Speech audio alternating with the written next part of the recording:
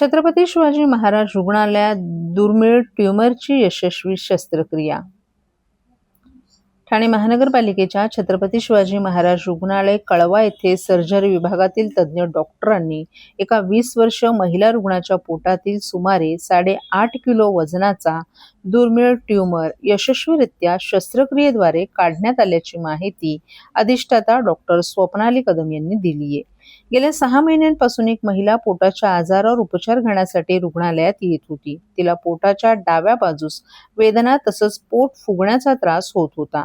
तपासणीनंतर तिच्या पोटाच्या डाव्या बाजूचा भाग ओटीपोटापासून वरच्या उदरापर्यंत मोठ्या गाठीने व्यापलेला असल्याचं निदर्शनास आलं. सिटी स्कॅनमध्ये सुमारे 1.5 फूट लांब आणि 1 फूट रुंद आकाराची गाठ असल्याचं स्पष्ट झालं. विशेष म्हणजे या गाठीचा इतर अवयवांवर परिणाम झाला नव्हता. रुग्णालयाच्या सर्जरी विभागातील डॉक्टरांनी अत्यंत गुंतागुंतीच्या ठिकाणी असलेली ही 8.5 किलो वजनाची गाठ यशस्वीरित्या काढली आहे. ही शस्त्रक्रिया नुकतीच पार पडली आहे. ही शस्त्रक्रिया डॉक्टर वर्षा पाटील, डॉक्टर क्षितिज माने, डॉक्टर शुभम मोरे आणि त्यांच्या सहकाऱ्यांनी यशस्वीरित्या पार पाडली. सर्जरी विभागाचे प्रमुख डॉक्टर अरुण माने यांनी शस्त्रक्रियेसाठी मार्गदर्शन केले, तर भूलतज्ञ विभागाचे प्रमुख डॉक्टर विजय पाटील आणि डॉक्टर केतकी पटवर्धन यांच्या मार्गदर्शनाखाली डॉक्टर संजना पाटील यांनी रुग्णाला यशस्वीपणे भूल दिली. रुग्णालयाच्या अधिष्ठाता डॉक्टर स्वप्नाली कदम आणि अधीक्षक डॉक्टर अनिरुद्ध माळगावकर यांचंही मोलाचं सहकार्य लाभलं. शस्त्रक्रियेनंतर रुग्णाच्या प्रकृतीत समाधानकारक सुधारणा झाली असून गाठ काढल्यानंतर तिचं वजन सुमारे 6 ते 7 किलोने कमी झाले. वैद्यकीय तज्ज्ञांच्या माहितीनुसार पोटाच्या मागील भागात एवढ्या मोठ्या आकाराच्या गाठी अत्यंत दुर्मिळ असतात.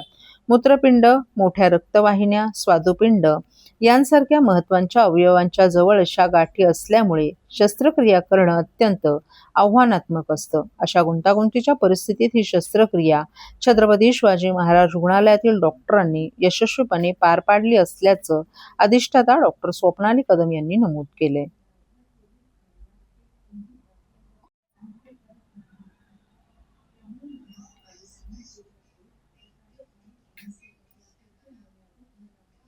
ठाणे शहरात पावसाळ्यात झाडे पडण्याच्या घटना वाढत असल्याच्या पार्श्वभूमीवर पालिकेच्या वृक्ष प्राधिकरण विभागानं वृक्षगणना आणि झाडांची आरोग्य तपासणी सुरू केली आहे. 2,35,00,000 रुपये खर्चून होणाऱ्या या प्रक्रियेत झाडांची जिओ टॅगिंगसह छायाचित्रे, आरोग्याची स्थिती आणि इतर तपशील नोंदवला जाणार आहे. मात्र झाडे खरोखर धोकादायक आहेत की निरोगी हे ठरवण्यासाठी कोणत्याही अत्याधुनिक यंत्रणेऐवजी केवळ मानवी निरीक्षणावरच भर दिला जात असल्याच्या तक्रारी आता पुढे येत आहेत. केवळ नजरेनंच एखादं झाड निरोगी आहे किंवा कसे हे ठरवलं जात असल्यामुळे या संपूर्ण परीक्षणाविषयी प्रश्नचिन्ह उभं राहिलं आहे. ठाणे शहरातील झाडे पडून जीवित आणि वित्तहानी होण्याच्या घटना वाढत असतानाच ठाणे महापालिका प्रशासनाने आता ठाणे शहरातील झाडांची वृक्षगणना आणि झाडांची आरोग्य तपासणी करण्यास सुरुवात केली आहे. यासाठी एका ठेकेदाराची नियुक्ती करण्यात आली आहे. 1 जुलैपासून ठाणे महापालिकेच्या 9 प्रभाग समितींच्या कार्यक्षेत्रात ही वृक्षगणनेसह झाडांची आरोग्य तपासणी सुरू करण्यात आली आहे. यासाठी प्रभाग समितीनिहाय पथकं नियुक्त करण्यात आली असून झाडांची माहिती संकलित करण्याचं काम सुरू आहे. प्रत्येक झाडाचं छायाचित्र घेऊन त्याचे जिओ टॅगिंग करण्यात येत आहे.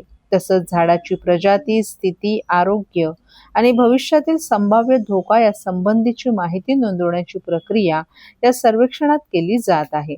ठाणे शहरातील वृक्षगणना आणि झाडांच्या आरोग्य तपासणीसाठी सुमारे 2,35,00,000 रुपयांचा खर्च होणार आहे.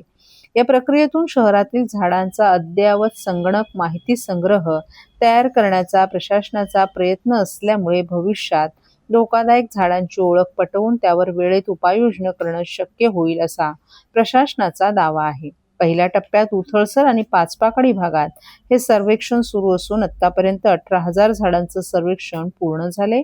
त्यापैकी 12,000 झाडे विदेशी तर 6,000 झाडे देशी आढळून आली आहेत.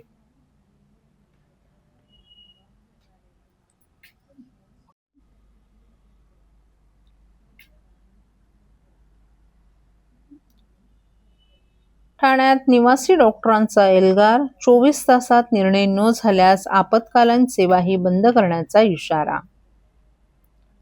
सेंट्रल MARD यांच्या नेतृत्वाखाली राज्यव्यापी बेमुदत सेवा बंद आंदोलनाला सुरुवात झाली असून ठाण्यातील छत्रपती शिवाजी महाराज रुग्णालयातील सुमारे 150 निवासी डॉक्टर या आंदोलनात सहभागी झालेत. डॉक्टरांनी विविध मागण्यांसाठी घोषणाबाजी करत शासनाचं लक्ष वेधलंय. आंदोलनामुळे आपत्कालीन सेवा वगळता ओपीडीसह इतर सर्व वैद्यकीय सेवा बंद करण्यात आल्या आहेत. डॉक्टरांनी स्पष्ट इशारा दिला आहे की 24 तासात शासनाने मागण्या मान्य केल्या नसल्यास आपत्कालीन विभाग, आयसीयू आणि इतर सर्व सेवाही बंद करण्याचा निर्णय घेण्यात येईल असा इशारा दिलाय. त्यांचा कोणत्याही वैद्यकीय शाखेचा अपमान करण्याचा हेतू नसून प्रत्येकानं आपल्या शाखेच्या कार्यक्षेत्रातच वैद्यकीय सेवा द्यावी असं निवासी डॉक्टरांनी सांगितलं. होमिओपॅथी आणि ॲलोपॅथी उपचार पद्धती एकत्रितपणे वापरल्यास रुग्णांच्या सुरक्षिततेला धोका निर्माण होऊ शकतो अशी त्यांची भूमिका आहे. आंदोलनादरम्यान patient lives matter, stop CMP disaster आणि एमबीबीएस का अपमान बंद करो अशा घोषणा देत डॉक्टरांनी शासनाकडे तातडीनं निर्णय घेण्याची मागणी केली. रुग्णहित लक्षात घेऊन सरकारने या प्रश्नाची गांभीर्यानं दखल घ्यावी, अन्यथा आंदोलन अधिक तीव्र करण्यात येईल असा इशाराही निवासी डॉक्टरांनी दिला आहे. सांगाल किती डॉक्टर आज या आंदोलनामध्ये सहभागी झालेले आहेत, कोणकोणते विभाग बंद केले आणि मागण्या मान्य झाल्या नाही तर पुढची भूमिका काय असेल? आज शिवाजी हॉस्पिटल मधील जवळपास 150 डॉक्टर, निवासी डॉक्टर या आंदोलनामध्ये सहभागी झालेले आहेत. आज या 150 डॉक्टरांनी सर्व ओपीडी वॉर्ड आणि बाकी फक्त आपत्कालीन सेवा सोडून बाकी सगळ्या सेवा देणे बंद करण्यात आलेल्या आहेत. आणि जर 24 तासात ह्या मागण्या मान्य नाही झाल्या तर आपत्कालीन विभाग, ज्याला आपण इमर्जन्सी म्हणतो, ते सुद्धा बंद होईल आणि त्यामुळे इमर्जन्सीमध्ये पेशंटला खूप याचा धोका होऊ शकतो. शासनाने याची गंभीरपूर्वक दखल घ्यावी. आमचा हा विरोध कोणत्या डॉक्टरला किंवा कोणत्या BHMS डिग्रीचा किंवा कोणत्या डॉक्टरचा अपमान करण्याचा आमचा हा स्ट्राईक नाही. फक्त आमची मागणी एवढीच आहे की त्यांची होमिओपॅथी ब्रांचमध्ये त्यांनी त्याच्यामध्ये प्रॅक्टिस करावी. त्यांनी ॲलोपॅथीमध्ये येऊन ॲलोपॅथी होमिओपॅथी मिक्स करून पेशंटला त्याचा धोका होण्यास टाळावं. तर सरकारने ह्या बाबीचा गंभीरपूर्वक विचार केला पाहिजे. जर दादा दात घासताय ना, मग पाणी का वाया घालवताय? ताई, भांडी घासा नाहीतर फोन पहा, पण नळ का चालू ठेवलाय? अंघोळ झाली ना करून, मग शॉवर चालूच. कपडे धुताय पण पाणी वाया जातंय, त्याचं काय? गाडी अशी धुताय आणि उद्या पाणी कायमचं संपलं तर? पाण्यासाठी किती जणांची वणवण होते. कित्येक कुटुंबांना तर पाणी मिळतही नाहीये. पाणी बोलत नाही, पण आपण त्याची किंमत जाणली पाहिजे. पाण्याचा अपव्यय टाळा, परिस्थिती भीषण होऊ शकते. प्रत्येक थेंब जपा, पाणी वाचवा. पाणी ही निसर्गाची देणगी आहे. पाणी निर्माण करता येत नाही. पाण्याची बचत हीच पाण्याची निर्मिती. ठाणे महानगरपालिकेतर्फे जनहितार्थ जारी. मीनाताई ठाकरे चौकात मद्यप्राशन करणाऱ्या गर्दुल्याला शिवसैनिकांचा चोप. ठाण्यातील मीनाताई ठाकरे चौकातील मीनाताई ठाकरे स्मारकाच्या ठिकाणी मद्यप्राशन करणाऱ्या एका गर्दुल्याला शिवसैनिकांनी चोप देत हाकलून लावल्याचा प्रकार समोर आलाय. स्मारक परिसरात मद्यप्राशन करत असल्याचं निदर्शनास आल्यानंतर शाखा प्रमुख राहुल नागरगोजे यांनी संबंधित व्यक्तीला चोप देत तिथून हाकलून लावले. दरम्यान स्मारकाच्या ठिकाणी अशा प्रकारच्या घटना टाळण्यासाठी प्रशासनाने सुरक्षा रक्षक नेमावेत अशी मागणी शिवसैनिकांकडून करण्यात आली आहे.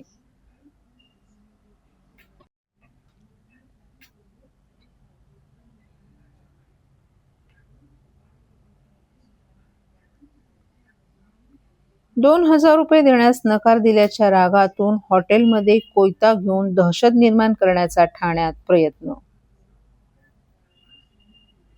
₹2,000 देण्यास नकार दिल्याच्या रागातून एका इसमानं हॉटेलमध्ये कोयता घेऊन दहशत निर्माण करत तोडफोड केल्याची घटना मंगळवारी उघडकीस आली. या प्रकरणी ठाणे नगर पोलीस ठाण्यात देशमुख विरोधात गुन्हा दाखल झाला असून त्याचा हा संपूर्ण प्रकार हॉटेलमधील सीसीटीव्ही कॅमेऱ्यात चित्रित झालाय. तक्रारीनुसार ठाणे रेल्वे स्थानकाच्या पश्चिमेला असलेल्या कॅनॉन हॉटेलमध्ये मंगळवारी पहाटे 4:30 वाजण्याच्या सुमारास आरोपी मद्यधुंद अवस्थेत आला. त्यानं हॉटेलमधील कर्मचाऱ्याकडे 2,000 रुपयांची मागणी केली. कर्मचाऱ्याने नकार दिल्यानंतर त्याने शिवीगाळ करण्यास सुरुवात केली. कर्मचाऱ्याने हॉटेलच्या व्यवस्थापकांना मोबाईलद्वारे संपर्क साधून याची माहिती दिल्यानंतर आरोपीने त्यांनाही शिवीगाळ केली. काही वेळाने आरोपीचा मित्र तेथे आला आणि त्याला घेऊन गेला. मात्र सकाळी 4:45 वाजण्याच्या सुमारास आरोपी पुन्हा हॉटेलमध्ये आला. यावेळी त्याच्या हातात कोयता होता. त्याने कर्मचाऱ्यांना धक्काबुक्की करून जीवे मारण्याची धमकी दिली. तसंच हॉटेलमध्ये दहशतीचं वातावरण निर्माण केलं. त्यानंतर त्याने हातातील कोयता हॉटेलच्या काचेवर फेकला. तसंच फर्निचरचंही नुकसान केलं. या घटनेमुळे हॉटेलमधील ग्राहक आणि कर्मचाऱ्यांमध्ये भीतीचं वातावरण निर्माण झालं. या प्रकरणी हॉटेलमधील एका कर्मचाऱ्याच्या तक्रारीवरून ठाणे नगर पोलीस ठाण्यात एका विरोधात गुन्हा दाखल करण्यात आला आहे. या घटनेचे सीसीटीव्ही फुटेज पोलिसांच्या हाती लागले असून त्या आधारे पुढील तपास सुरू आहे.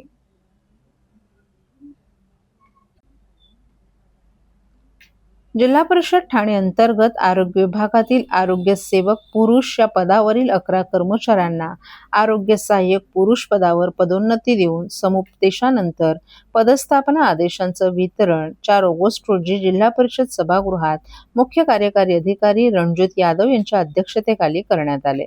यावेळी उपमुख्य कार्यकारी अधिकारी अविनाश फडतरे, जिल्हा माता व बालसंगोपन अधिकारी डॉक्टर स्वाती पाटील तसंच आरोग्य विभागातील अधिकारी आणि कर्मचारीही उपस्थित होते. यावेळी मुख्य कार्यकारी अधिकारी रणजित यादव यांनी पदोन्नती मिळालेल्या कर्मचाऱ्यांचं अभिनंदन करताना अधिक जबाबदारीनं सेवा करण्याची संधी असल्याचं सांगितलं. ग्रामीण भागातील नागरिकांना गुणवत्तापूर्ण, तत्पर आणि संवेदनशील आरोग्य सेवा उपलब्ध करून देण्यासाठी प्रत्येकानं आपल्या नव्या पदाची जबाबदारी प्रामाणिकपणे पार पाडावी. शासनाच्या विविध आरोग्य योजनांची प्रभावी अंमलबजावणी करून जिल्हा परिषदेच्या आरोग्य सेवेला अधिक सक्षम बनवण्यासाठी सर्वांनी समर्पित भावनेनं कार्य करावं असंही त्यांनी सांगितलं. पदोन्नती प्राप्त कर्मचाऱ्यांनीही यावेळी आपल्या भावना व्यक्त करत जिल्हा परिषद प्रशासनाचे आभार मानले. नव्या जबाबदारीचं भान ठेवून ग्रामीण भागातील नागरिकांना अधिक चांगल्या आरोग्य सुविधा उपलब्ध करून देण्यासाठी समर्पित भावनेनं कार्य करण्याची ग्वाही देखील त्यांनी दिली आहे.